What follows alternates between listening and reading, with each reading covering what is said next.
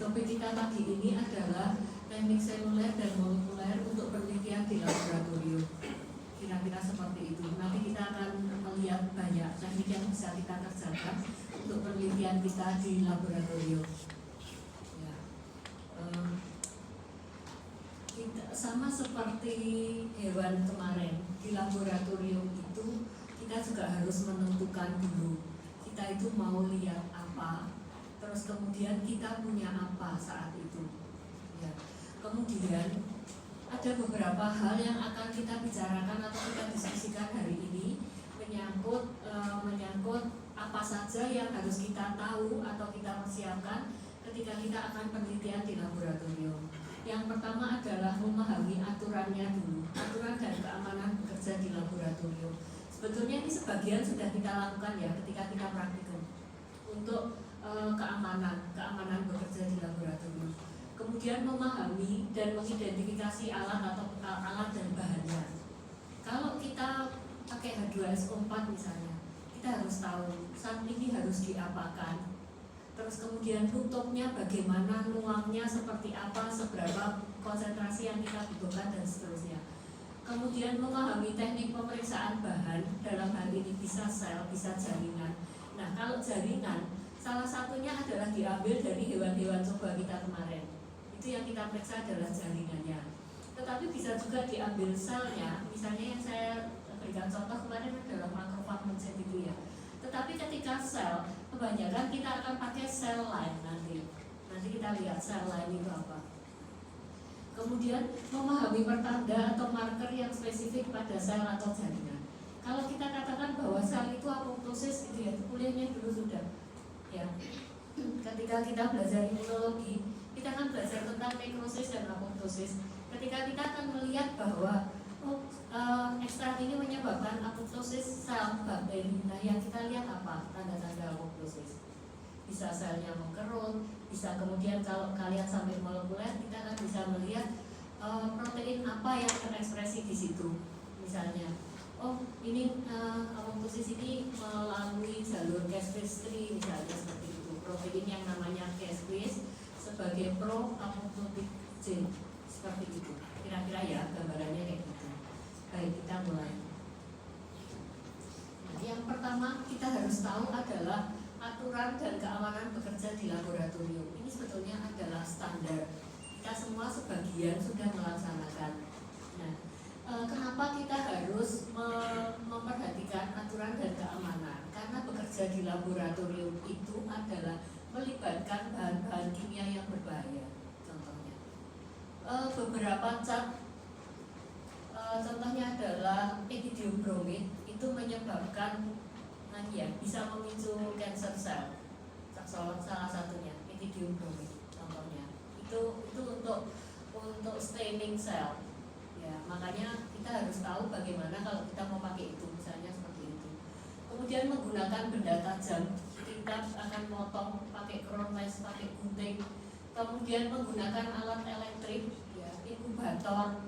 Kemudian bahkan laminar flow atau BSC itu semua dihubungkan dengan listrik. Kemudian menggunakan api atau pemanasan pada saat proses steril, pada saat fiksasi, sebagian menggunakan api atau pemanasan. Nah, kemudian ketika kita di laboratorium, kita harus memperhatikan ya, suatu laboratorium itu harus seperti ini, menghindari adanya korden di situ. Makanya kita lihat di jendela itu nggak ada korden gantung ya. Kemudian dinding-dinding itu tidak tajam. Jadi sudut-sudutnya setelah benar-benar 90 derajat itu akan dibulatkan gitu kalau kalian perhatikan. Kemudian lantai dan meja itu mudah dibersihkan. Ingat kalau kita sterilisasi ini area kerja kita pakai disemprot alkohol itu ya, kemudian dibersihkan, dikeringkan pakai tisu. Kemudian non toxic paint, jadi catnya nggak boleh yang toksik. Kemudian cukup jauh dari restroom atau ruang makan, jadi nggak ada yang makan di lab. Para asisten jangan makan di lab ya. Kemudian nggak boleh ada parfum di situ, makanya setiap lab itu baunya khas. Kalau di lab mikro, bau media, terutama kalau kita habis steril, habis buang media. Terus kemudian kalau PK itu lebih keras lagi ya, karena beberapa spesimen itu meninggalkan bau yang akan hilang untuk waktu agak lama. Itulah kenapa secara berkala, meskipun penting untuk lab mikro, lab PK itu asli penting ya, karena di situ ada mikroskop supaya jangan jamburan itu loh. Itu kita harus menempatkan pada suhu 18. Tetapi secara berkala itu kita matikan, kemudian kita buka semua supaya baunya juga hilang, bau khas itu, karena pewangi ruangan itu harus minimal. Kira-kira seperti itu. Kita akan pasang parfum ruangan ketika kita tidak bekerja. Kira-kira seperti itu. Di belakang ada apa?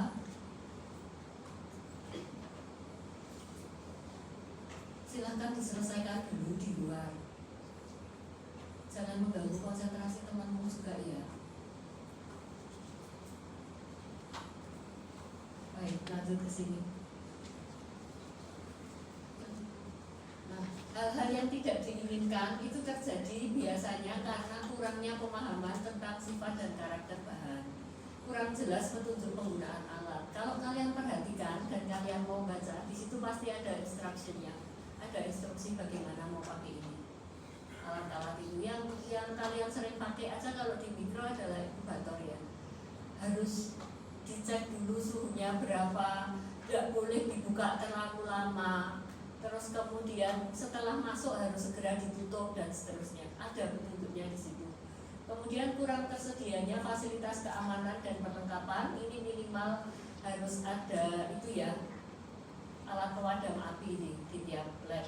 Kemudian tidak menggunakan perlengkapan perlindungan yang seharusnya. Kemudian harus mengenal lebih dekat objek penelitian kita atau subjek penelitian sekarang namanya. Kemudian, nah, kita akan banyak menemukan nanti istilah biosafety. Biosafety adalah tindakan untuk memberikan perlindungan terhadap personel dan lingkungan. Ya. Nah, yang pertama kita akan menentukan dulu siapa atau apa yang berisiko. Kita kerja di lab, kita itu semua berisiko menularkan dan tertular. Gitu ya. Kemudian melakukan identifikasi biohazard. Ya. Kemudian melakukan pengujian dengan memprioritaskan risiko, membuat program untuk menangani sampah-sampah lab itu.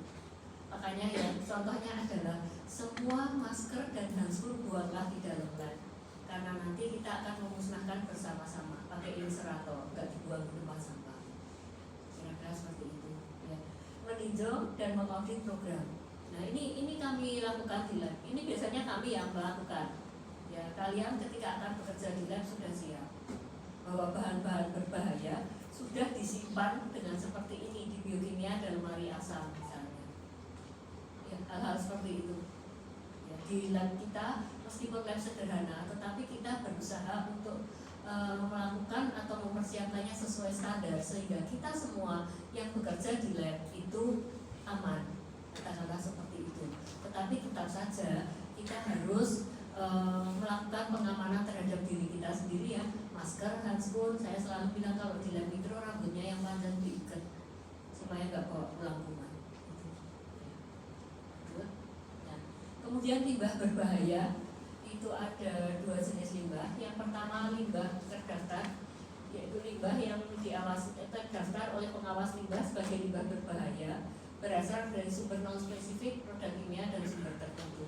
Nah, ketika kita ngecat kemudian cuci di wastafel itu pembuangannya nggak di septic tank biasanya, di bawah itu ada penampungannya yang 3 bulan sekali akan diambil kemudian dimusnahkan karena kita belum punya pemusnah sendiri, bekerja sama dengan pihak ketiga. Itu contohnya. Terus kemudian limbah karakteristik adalah bahan yang mempunyai sifat satu atau lebih korosif, mudah terbakar, toksik dan reaktif. Spiritus salah satunya, alkohol itu mudah terbakar. Meskipun kita familiar dengan zat-zat tersebut, tapi tetap harus hati-hati dalam penyimpanannya. Pastikan bahwa botolnya itu rapat, dia tidak menguap. Kalau menguap nanti ada api sedikit aja kebakaran. Kira-kira seperti itu. Ya. Sebelum melakukan pekerjaan di lab, perhatikan, mengikuti instruksi kerja, memberitahukan kepada petugas dengan segera jika terjadi kecelakaan kerja. Ini termasuk misalnya tumpahkan isolat. Selalu saya bilangnya kalau isolatnya tumpah, beritahu kami, jangan dibersihkan sendiri, karena tidak cukup dengan disemprot alkohol. Kita harus pakai Vaseline pekat. Terus kemudian jangan pernah melakukan pekerjaan yang bukan kewenangannya. Kalau memang kita nggak bisa, panggillah pendampingmu. Ini ya bukan kewenangan kita. Terus kemudian mempersiapkan alat pelindung diri, coat atau jas kerja di laboratorium, masker, face shield kalau dibutuhkan, sarung tangan, kemudian boots juga kalau dibutuhkan. Kemudian pastikan semua alat dan bahan sudah lengkap disiapkan sebelum bekerja.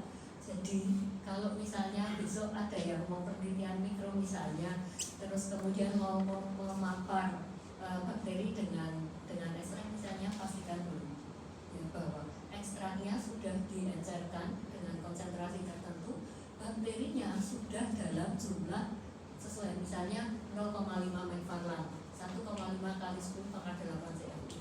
Siapkan dulu itu semua, baru kita bekerja memaparkan, kira-kira seperti itu ya. Kemudian desinfektan tempat sampah pastikan sudah tersedia. Nah, kecerobohan yang sering terjadi adalah terjadi aerosol saat menarik jarum suntik dari botol. Contohnya. Kemudian terjadi aerosol saat meniup sisa cairan dalam pipet, hati-hati. Ya, jangan sampai seperti itu. Nah, kemudian alat dan bahan di laboratorium kita akan melihat ya. Syarat keberhasilan pekerjaan di laboratorium adalah fasilitas yang bersih dan steril. Ya. Besok kalau kita penelitian, kita akan pakai laminar flow minimal, ya, atau biosafety cabinet. Kalau kita bekerja dengan patogen, itu harus bersih dan steril. Biasanya kami akan UV dulu sebelum bekerja. 30 menit sebelum bekerja kita akan UV selama 15 menit. Nanti selesai juga begitu.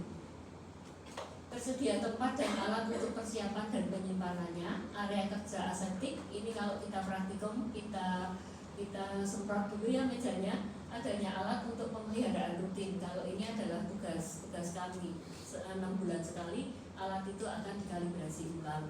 Dan kemudian mikroskop itu juga akan dibersihkan lensanya contohnya. Nah, steril itu kita akan melakukan prosedur aseptis. Ya, ini sebetulnya sudah ada di blok 1C ketika kita sterilisasi. Itu saya fokuskan di 1C dulu ketika kita mulai dari mikrobiologi. Ini nanti dibaca sendiri ya, dibaca ulang. Ya, karena ini prinsip ketika kalian nanti akan penelitian di laboratorium. Ini ada di petunjuk praktikum 1C dulu. Nah, ini sudah juga kan? Pemanasan, filtrasi, penyinaran dengan gelombang sinar pendek, kimia atau kemis sudah toh di 1C dulu awal kita ketemu mikrobiologi. Kemudian, nah ini adalah clean bench atau laminar flow ya, minimal kita akan bekerja di sini. Tetapi kalau kita kerja pakai patogen, nanti kita akan pakai biosafety cabinet yang kacanya akan diturunkan dan yang masuk cuma tangan kita. Kemudian, nah ini inkubator. Inkubator bentuknya macam-macam ya. Salah satunya yang sederhana yang ada di lab mikro itu. Ya. Kemudian media itu bisa kita buat dulu, kemudian kita simpan di kulkas. Kemudian ketika akan pakai untuk mencapai suhu ruang, kita panaskan dalam water bar. Kalau waktu kita panjang, kita keluarkan, taruh di suhu ruang. Tapi kalau kita akan segera bekerja, kita panaskan water bath sampai pada suhu ruang. Kemudian medianya di situ, diangetkan di situ. Tidak semua media persediaan ya, sejumlah yang akan kita butuhkan. Jadi kita sebelum bekerja itu akan membuat work plan dulu, bahwa hari ini saya akan butuh media berapa, 100 cc misalnya. Tuang dari botol besar itu biasanya kita buat media sekalian ya, 100 cc dalam conical tube, kemudian kita panaskan pada water bath atau pada botol kecil-kecil juga boleh. Monggo silahkan. Ya.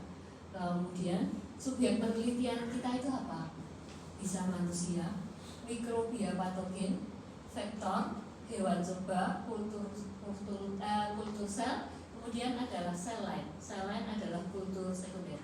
Kalau kultur sel adalah kultur primer. Contohnya gingiva. Saya mau butuh fibroblast gingiva misalnya. Biasanya saya akan pesan di klinik. Nanti kalau ada pasien cabut, tolong ya masukkan ke sini ke media. Giginya, bekas cabutnya itu akan ditaruh di media, kemudian kirim di lab. Kemudian nanti kita yang mengkultur, ambil gingivanya, giginya bisa dibuang. Kemudian kita kultur sampai tumbuh fibroblastnya, seperti itu. Nah, kita sudah mengerjakan beberapa teknik yang saya harap kalian juga sudah paham. Ya. Pewarnaan gram, ZN, KOH itu kita sudah lakukan itu di mikro. Kemudian sensitivitas antibiotik, kemudian hitung jenis darah IPK ya. Kemudian bakteriologi urin. Nah, sel, kalau kita penelitian, itu sel juga jumlahnya harus dikendalikan. Jadi nggak sembarangan berapa selnya. Selnya itu biasanya kita kendalikan juga. Katakanlah kita butuh 10 pangkat 5 sel.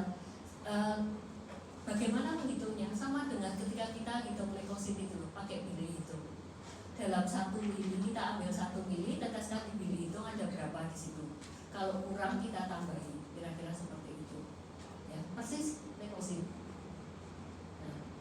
Nah, ini saya berikan contoh. Ini adalah teknik-teknik sederhana yang bisa kita lakukan di lab untuk membantu penelitian kita. Banyak kakak-kakak kami yang mengerjakan ini.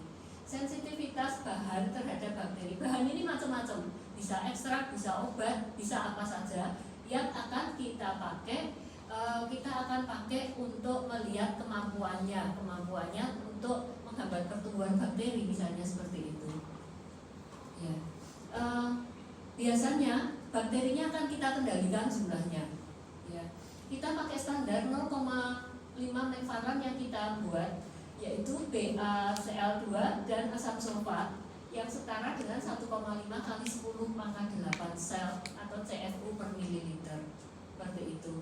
Nah, kemudian kita akan pakai media yang cair dan bening, nggak berwarna. Biasanya kita akan pakai karton, karena BaCl2 atau mcfarad ini nanti adalah suatu cairan bening yang kemudian ada kekeruhannya putih gitu loh. Nah, bakteri yang sudah kita endapkan dengan sentrifuge itu, pH-nya dibuang, kemudian kita tetesi dengan vektor.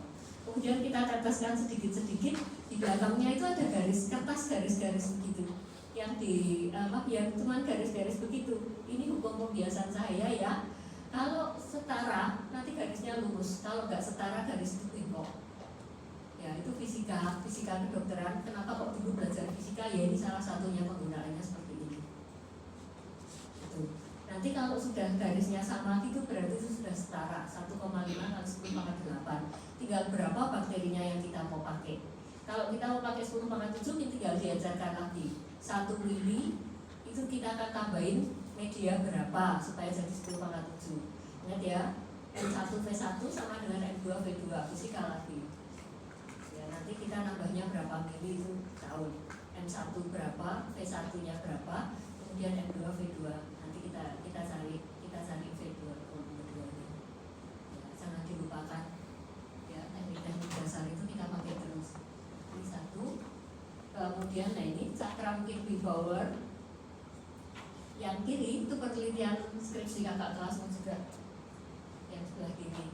Kemudian yang kanan itu kami tes beberapa antibiotik. Pseudomonas aeruginosa yang kami dapatkan dari klinik pasien luka bakar. Kemudian itu dites antibiotiknya, menghasilkan biosyanin sehingga medianya sedikit biru. Hati-hati kalau pseudomonasnya ada biosyaninnya. Kira-kira seperti itu ya. Yang kiri ini jamur Candida albicans. Medianya beda. Kalau yang bakteri kita akan pakai sensitivitas. Oke, medianya apa? Ular hitam agar. Kalau yang jamur kita pakai agar.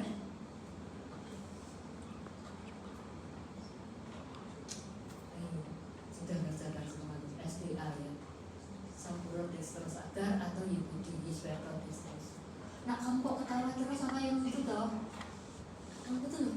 Kamu dari tadi kok senyum-senyum terus?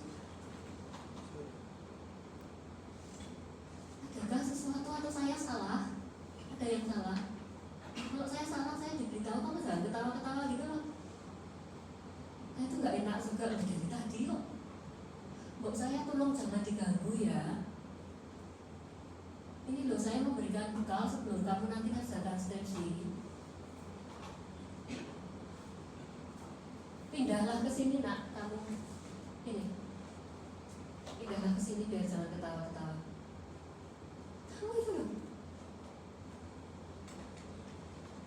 Aku mau nyadar pakai tab, pakai apa silahkan. Tapi loh, kenapa kok kamu tuh ketawa-ketawa dari tadi? Tolong saya buat jangan diganggu. Toh ini cuma 50 menit loh. Nggak perlu nyatet, nggak perlu bawa apa-apa.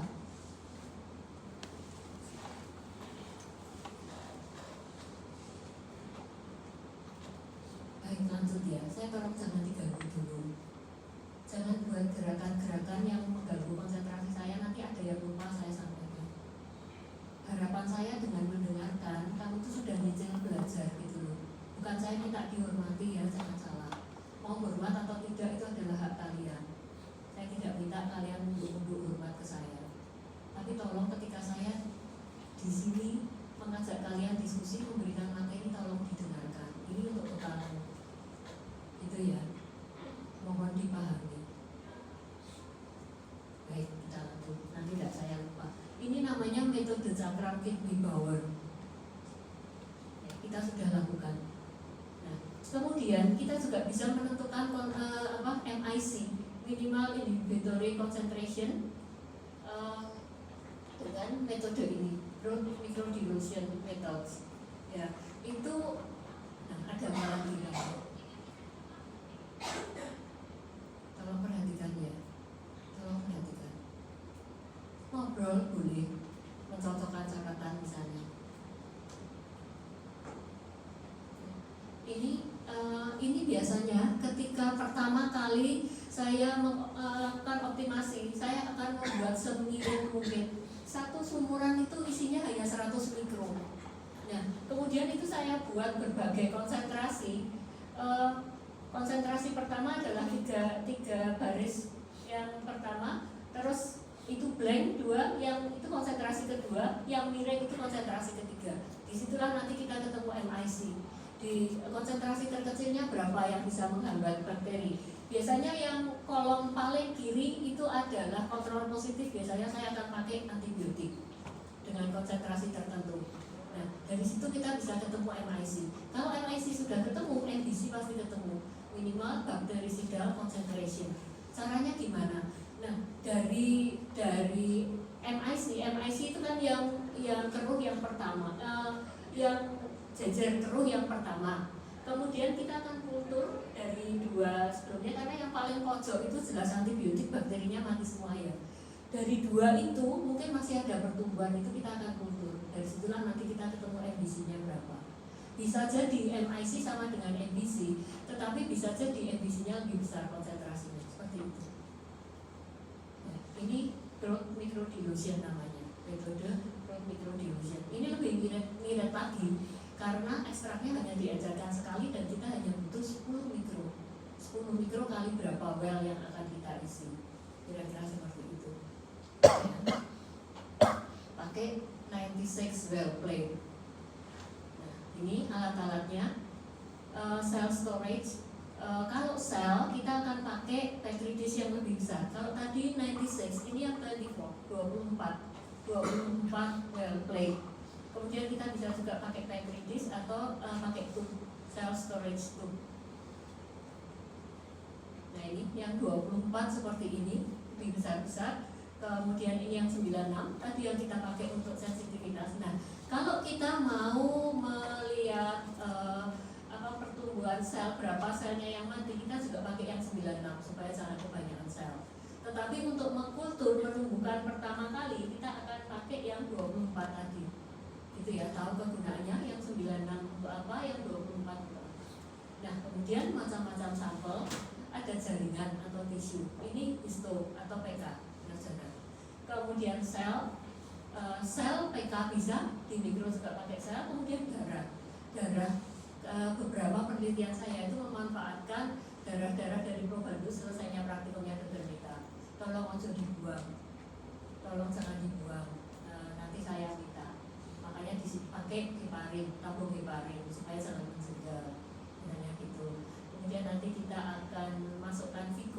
suatu kit yang namanya Vigor, kemudian di centrifuge, kemudian kita bisa bekukan dalam minus 80 PBMC-nya.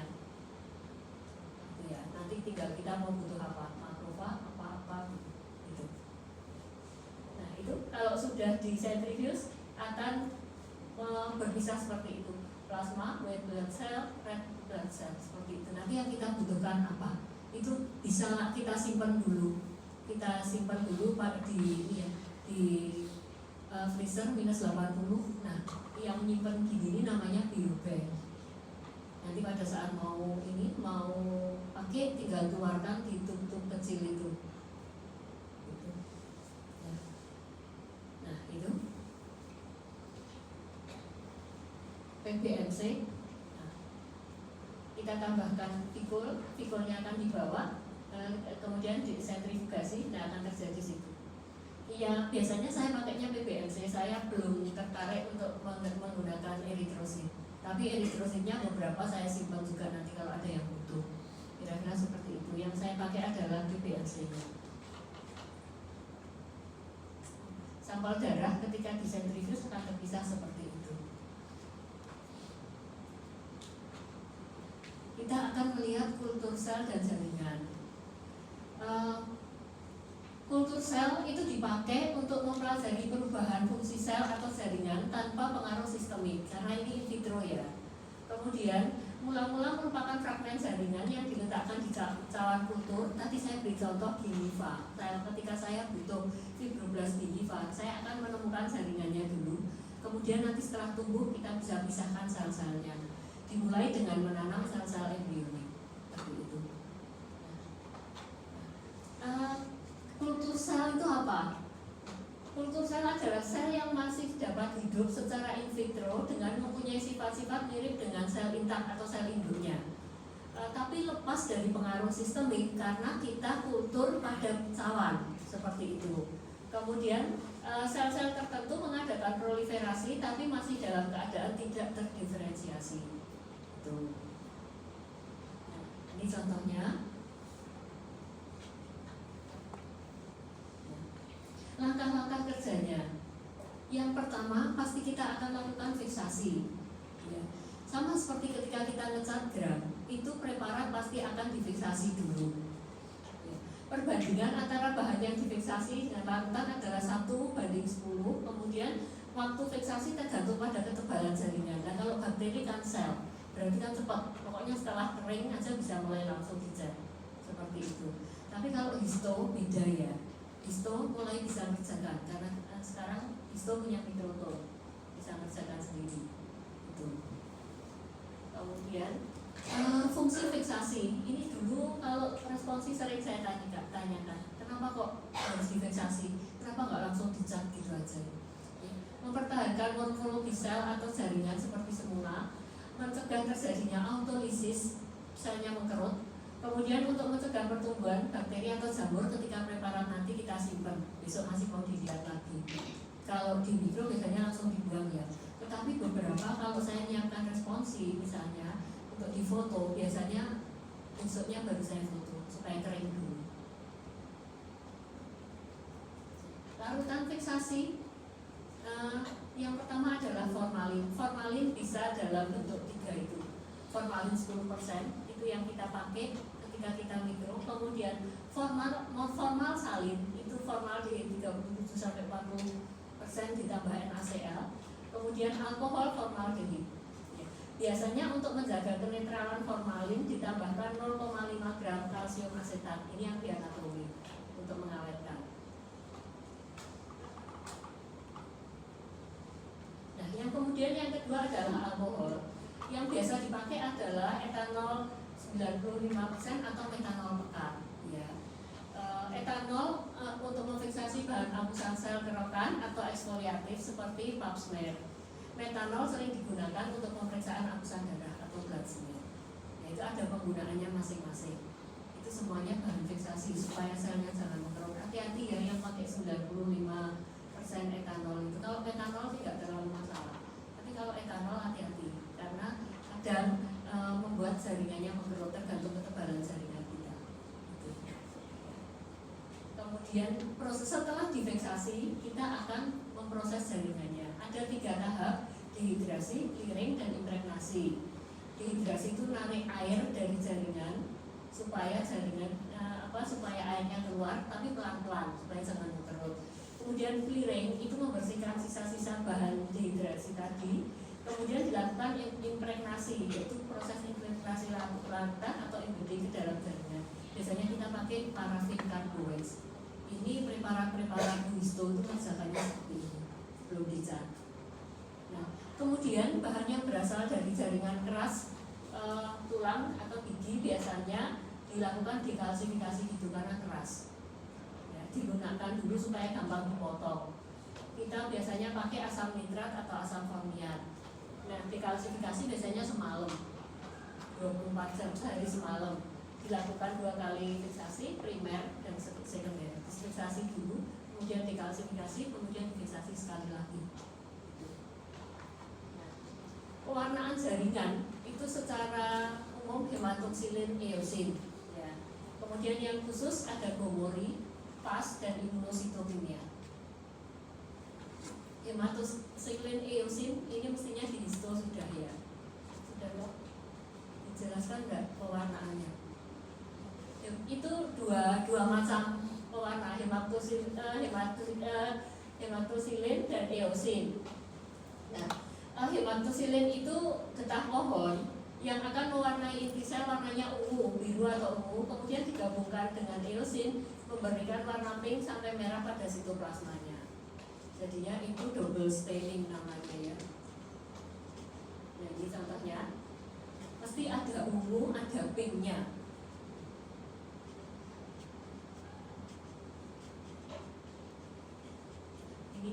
Kalau ini saya kerjakan sendiri. Ini saya ambil dari jurnal ya. Ini saya ambil dari jurnal. Kalau ini penelitian S2 saya. Jadi sel HeLa, saya pakai sel. Sel HeLa adalah sel lain ya, dari cancer. Ya. Kemudian saya melihat proses apoptosis. Ya. Diwarnai dengan hematoksilin eosin yang tidak terpapar apa-apa, bentuknya seperti itu, jelas inti selnya ungu gelap gitu, dan kemudian sitoplasmanya ada proses-prosesnya seperti itu. Kemudian ketika mengalami apoptosis, sitoplasmanya mengkerut gitu ya, tapi itu apoptosis tahap awal, intinya belum terkondensasi, kira-kira seperti itu. Nah, kemudian ini kultur otot skelet dicat dengan dimsum. Sebelum dicat warnanya kayak gitu, yang bawah akan lebih jelas. Catnya dimsum. Ini tadi yang saya katakan acrylidioren, etidiobromid, ini juga double staining. Ini adalah pewarnaan metakromatik. Tidak bisa dilihat dengan mikroskop cahaya. Kita akan melihatnya dengan mikroskop fluorescence. Jadi dipendarkan, gitu ya. Acrylidioren adalah pewarnaan metakromatik selektif terhadap asam nukleat, digunakan untuk determinasi sel cycle ya. Prosesnya seperti itu. AO berinteraksi dengan DNA dan RNA melalui interkalasi atau ikatan elektrostatik.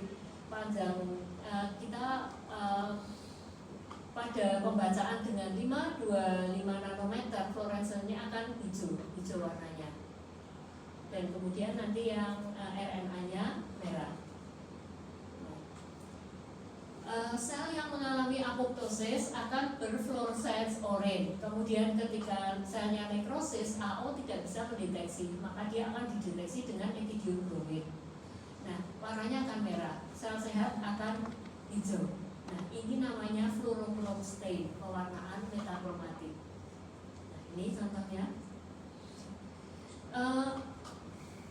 Ini tidak terlalu jelas karena yang seharusnya terbaca merah, kalau kita lihat begini merah, di foto jadinya oranye.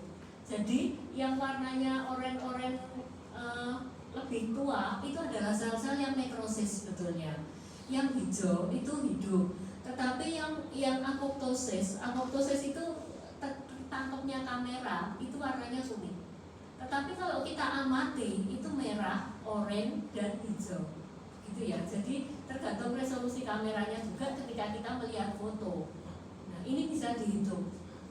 Nanti yang apoptosis berapa, yang nekrosis berapa. Sel HeLa di treatment dengan doxorubicin. Doxorubicin adalah obat. Itu kontrol positif untuk apoptosis ya, karena doxorubicin adalah obat PA yang pakai obat cancer ya, obat untuk kemo, doxorubicin. Nah, biasanya kalau di lab kita pakai untuk kontrol positif apoptosis. Nah, ini dari jurnal. Nah, ini hex staining sama. Hex itu untuk melihat inti sel atau nukleus. Nah, di situ kita bisa melihat ada yang nukleusnya utuh, ada yang terfragmentasi apoptosis. Ini kita melihat profil kerusakan nukleus. Pakai hex staining sama. Ini metakromatik, jadi harus pakai mikroskop fluorescence. Hex memancarkan warna biru. Nah, yang selanjutnya adalah auramin acridine orange. Ini untuk ngecek bakteri-bakteri TB, ya, Mycobacterium. Nah, ini makrofag. Makrofag itu selnya bentuknya mesti nggak karu-karuan karena makrofag itu lari ke sana sini ya. Jadi bentuknya bisa panjang, bisa bulat. Nah, yang kanan itu dengan auramin warnanya oranye. Kemudian ketika diinfeksi dengan Mycobacterium TB, warnanya bakterinya tuh yang di dalam yang kuning-kuning itu loh. Nah, itu TB itu bahaya karena bisa menjadikan makrofag sebagai tempat tinggalnya. Itu bakterinya bisa dihitung, kuning-kuningnya itu ada dalam satu makrofag itu ada berapa bakteri TB.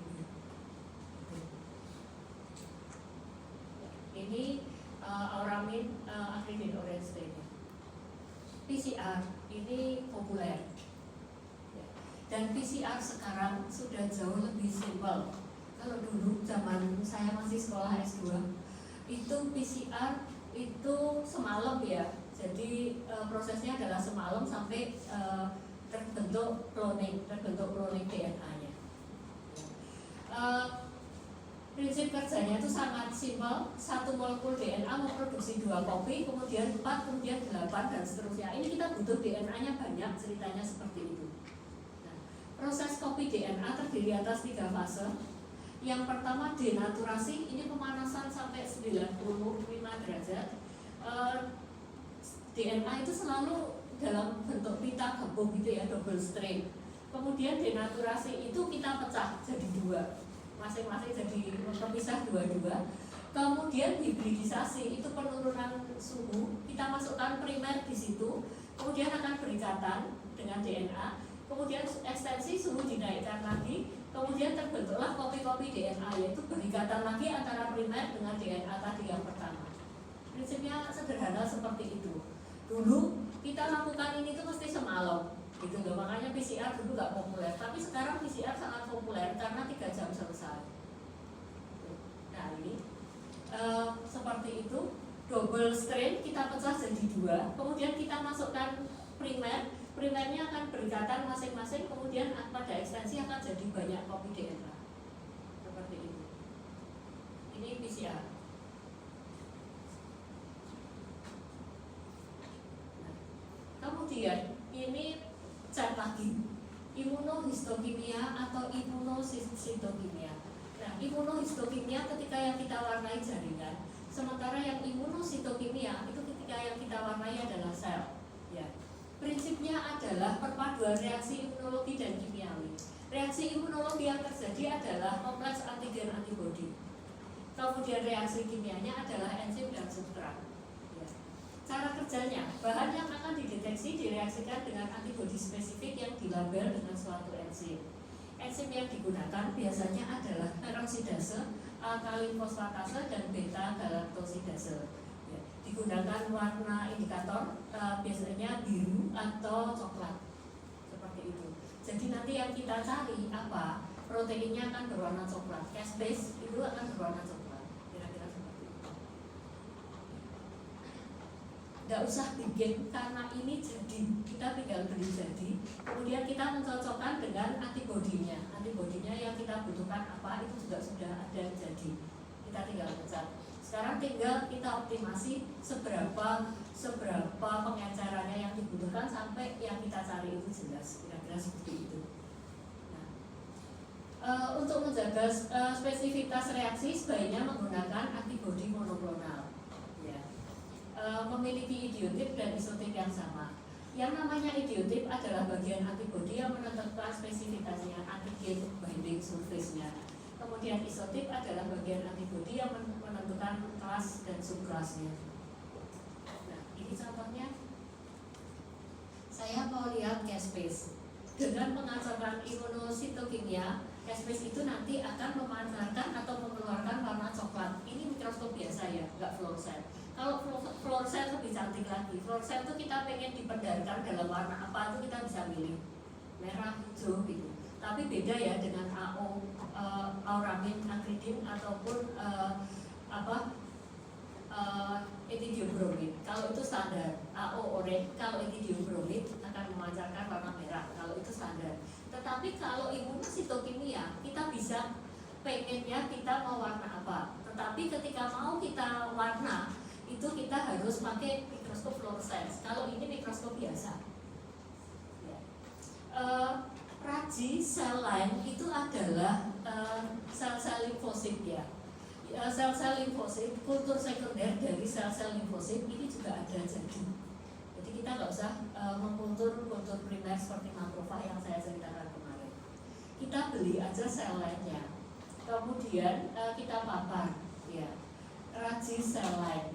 Nah kemudian kita melihat ini terjadi apoptosis. Nah apoptosisnya itu lewat jalur yang mana gitu. Ini kita deteksi. Kalau kita pakai pathway yang caspase-nya akan kelihatan coklat seperti itu. Nah, yang kemudian yang kanan itu adalah KB cell line. KB cell line adalah epitel cancer lidah, sel cancer lidah, epitel cancer lidah itu KB cell line. Ini pakai cell line. Itu melihat paparan kopi ya, paparan kafeinnya kopi itu merusak epitel mukosa enggak pada konsentrasi tertentu. Dan ternyata apoptosis itu selnya coklat-coklat kayak gitu. Ya. Ini yang kiri itu penelitian kami, saya Dr. Heni FKG dan kakak kelasku Dr. Dianasti 2010. Kalau yang kanan yang pakai KB cell line itu Dr. Puji 2010 juga yang di Papua sekarang. Kami kerjakan bersama. Ini skripsinya mereka. Penelitian saya yang dipakai untuk skripsi. Gitu. Ya. Tidak susah, ya, nggak susah, bisa. Ya. Cuma sekarang masalahnya waktu itu saya masih punya akses masuk ke LPTT untuk kultur stem cell-nya. Kalau sekarang kita nggak boleh penelitian di sana ya, yang boleh cuma mahasiswa.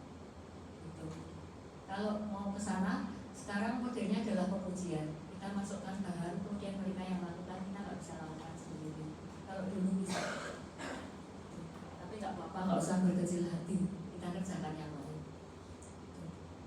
Yang mau saya tunjukkan di sini adalah teknik-teknik seperti ini itu sebetulnya simpel gitu. Tinggal sekarang kalau kita mau kerja sel, kita butuh inkubator CO2. Nah, yang saya ceritakan kemarin bahwa ternyata bisa kita bisa pakai water bath. Water bathnya yang shaking water bath yang bisa digetar itu bisa digoyangkan begini supaya selnya tetap hidup, mempertahankan kebutuhan udaranya seperti itu. Nah ini yang sedang kami usahakan sekarang di lab lantai 2. Kira-kira seperti itu ya. Kemudian, nah ini yang pada jaringan. Ya, ini jaringan tulang mendeteksi imunoglobulin E sama warnanya coklat. Kemudian jaringan otot itu waktu itu imunoglobulin G itu juga coklat warnanya. Jadi tergantung pada antibodinya ya, tergantung pada antibodinya yang kita pakai apa untuk mendeteksi apa. Seperti itu.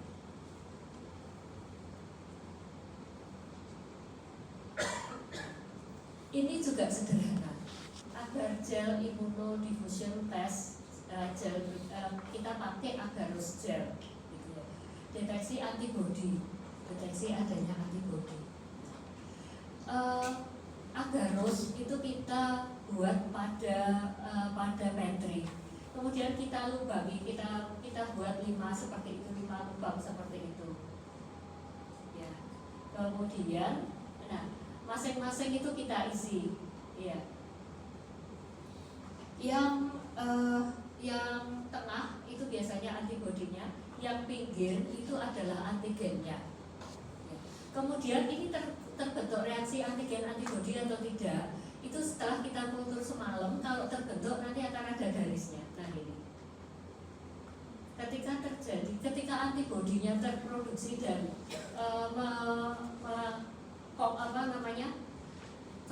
cocok dengan antigennya, terbentuk seperti itu. Yang saya beri panah merah itulah yang reaksi antigen antibodinya terbentuk. Kemudian yang tidak ada di 5, 6 itu garisnya tidak ada, jadi di situ tidak terbentuk ikatan antigen antibodi seperti itu. Itu mendeteksi di badan itu sudah terbentuk belum setelah divaksin misalnya, seperti itu. Yang sederhana seperti itu. Ini tidak perlu dikultur pada CO2, tetapi cukup pada inkubator biasa 37 derajat.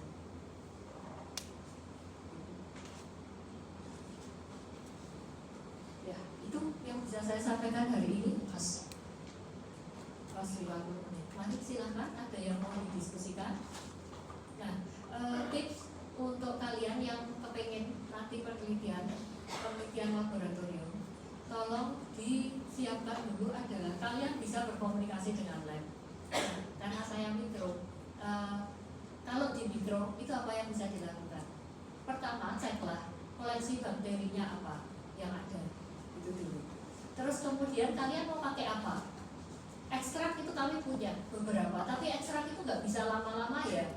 Ekstrak itu nggak bisa disimpan lama-lama. 3 tahun maksimal udah kita buang. Jadi di lab itu masih ada ekstrak apa gitu. Bakterinya ada, jamurnya ada, ekstraknya ada, udah tinggal jalan. Gitu. Kalau misalnya kalian punya kepengen suatu ekstrak, pastikan dulu bahwa bahannya ada. Sebagai contoh, dulu kakak kelas kalian 2017 Dr. Ceni sekarang sama Virgin itu kepengen batang brotowali. Nah, saya minta untuk coba cek dulu batang brotowalinya ready apa enggak. Jangan sampai nanti inden 3-4 bulan waktumu habis. Gitu ya. Ceknya kemana? Kalau untuk herbal, kalian ke Merapi Herbal supaya kita menghindari satu periode, yaitu identifikasi tanaman. Gitu ya, dari sana itu sudah ada identifikasinya, kita sudah punya sertifikatnya. Jadi ketika barangnya ada, sudah kita tinggal proses gitu loh. Tetapi kalau kalian beli di pasar misalnya, katakanlah bawang putih itu di pasar banyak toh. Tapi apakah benar ini bawang putih yang akan kita pakai? Kita akan determinasi tanaman dulu. Nah ini akan makan waktu juga. Kira-kira seperti itu. Ya, langsung aja pesan di Merapi ya Pak. Seperti itu. Kami butuh ini, di telepon atau di WA saja. Kami butuh ini, ada enggak? Kalau enggak ada harus pesannya berapa lama? Mereka bisa menyediakan berapa lama? Biasanya kita minta dalam bentuk kering, sudah kering jadi tinggal proses. Enggak usah kita jemur lagi, karena jemurnya juga khusus ya, harus enggak boleh kena panas langsung gitu loh, diangin-anginkan gitu, itu waktu lagi. Kalau hujan apalagi, waktu kita akan tambah panjang. Nah itu tipsnya, cari dulu, kalian boleh minta informasi di lab ke Mbak Nia misalnya. Ada bakteri apa, ada jamur apa, ada ekstrak apa yang bisa kami pakai untuk skripsi kami. Seperti itu. Misalnya mau ekstrak, atau kalian punya apa? Saya punya ekstrak ini, bakterinya yang ada apa? Jamurnya yang ada apa? Seperti itu. Itu ya, itu tipsnya. Itu kalau di mikro. Yang lain coba dikomunikasikan dengan lab masing-masing. Kalau bisa, kalian bisa penelitian di fakultas sendiri, akan ngirit waktu kan. Kalau pengen laboratorium ya, tetapi minatnya banyak, nggak harus ke sini. Kalian mau ke komunitas juga boleh. Ya. Metopen itu diberikan kan, memberikan gambaran banyak hal yang bisa kita lakukan. Jadi nggak mungkin kalian tuh nggak punya topik gitu loh. Cuma sekali lagi saya ingatkan untuk hewan, jangan pernah mengatakan bahwa dulu kakak kelas zakat ini pakai tikus, kemudian saya mau ganti ekstraknya pakai ini, jangan ya, kasihan hewannya. Ya itu aja sih. Ya, ada yang mau didiskusikan?